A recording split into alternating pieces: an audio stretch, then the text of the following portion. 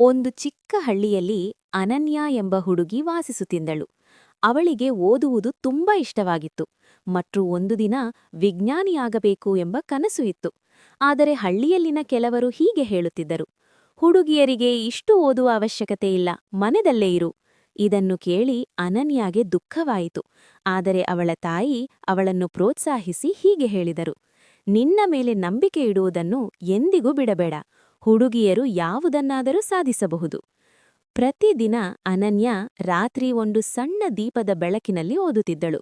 ಅವಳು ತುಂಬಾ ಪರಿಶ್ರಮಪಟ್ಟಳು ಮತ್ತು ತನ್ನ ಕನಸನ್ನು ಎಂದಿಗೂ ಕೈಬಿಡಲಿಲ್ಲ. ವರ್ಷಗಳು ಕಳೆದವು.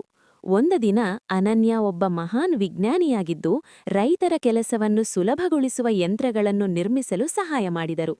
ಮೊದಲು ಅವಳನ್ನು ಅನುಮಾನಿಸಿದ್ದ ಅದೇ ಜನರು ಈಗ ಹೆಮ್ಮೆಯಿಂದ ಹೀಗೆ ಹೇಳಿದರು: ನಮ್ಮ ಹಳ್ಳಿಯ ಹುಡುಗಿ ಜಗತ್ತನ್ನೇ ಬದಲಾಯಿಸಿದ್ದಾಳೆ. ಅನನ್ಯ ನಗುತ್ತಾ ಹೇಳಿದಳು: ಪ್ರತಿ ಹುಡುಗಿಯಲ್ಲೂ ಶಕ್ತಿಯಿದೆ, ಅವಳಿಗೆ ಧೈರ್ಯ ಮತ್ತು ಬೆಂಬಲ ಮಾತ್ರ ಬೇಕು.